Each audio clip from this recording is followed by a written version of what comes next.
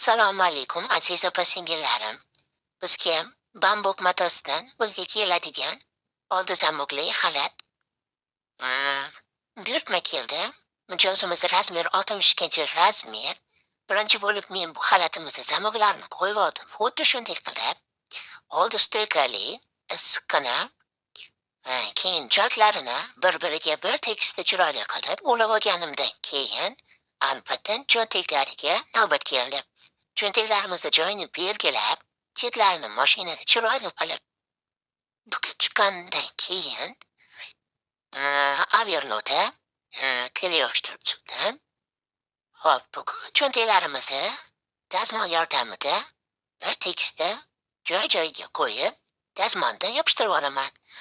Buni sababi tikkanda surilmasdan, choklarimiz bir tekisda, mana siljimasdan qattiqqina bo'lib berishi uchun, tikkanda ko'ngildagidek chiqishi uchun albatta birinchi dazmollab olaman. Cho'ntaklarimni tikib olganimdan keyin ikkita yonlarini tikdim bir-biriga. Yonchoq tikib olganimdan keyin xuddi shunaqa cho'ntaklar hosil bo'ldi. Endi buni mijozimizni xohishiga qarab, applikatsiyalarga toshlar yopishtiring dedim. Men xuddi shunaqa toshlardan foydalandim. Bundan shunaqa qilib yopishtirdim. Endi yenglariga ham ko'p chiqaman. Xudo xohlasa egasiga yoqadi degan umiddaman.